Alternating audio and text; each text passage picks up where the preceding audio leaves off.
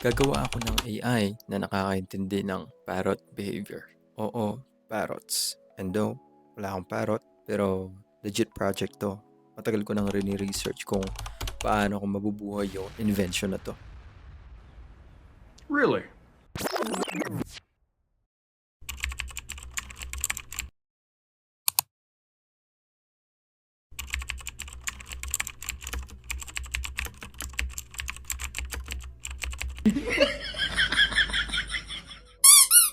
Bakit ko dinededicate yung time, attention, and brain cells ko para sa project na to? Bakit hindi? Para sa mga parrot owners dito, actually hindi pala. Para sa lahat ng may pets dito.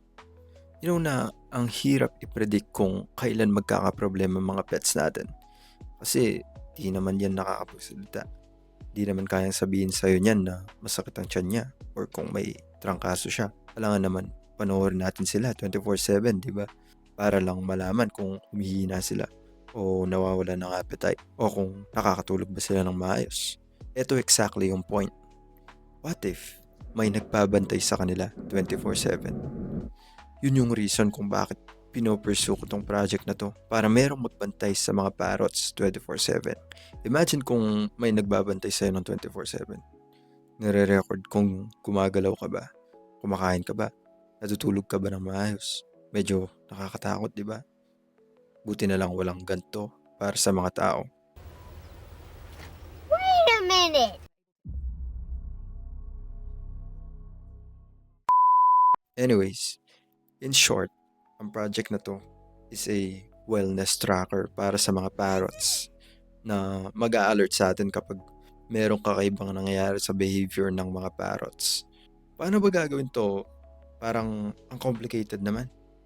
Sabi ko nga, di ba? Matagal ko nang nire-research at inaaral kung paano.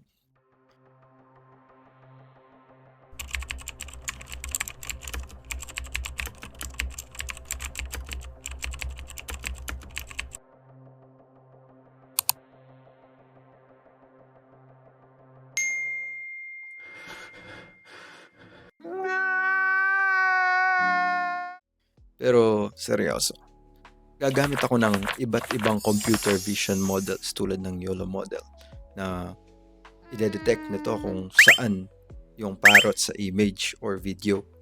Sa mga susunod na videos ko, ipapakita ko sa inyo yung iba't ibang computer vision models na gagamitin ko and kung ano yung role ng mga to sa project na to. Sure ka ba magagawa mo to? Di ko alam. Kaya ako nga susubukan, di ba? Okay. I-share ko sa inyo yung buong journey ko mula sa fails hanggang sa breakthroughs. For now, bye na muna.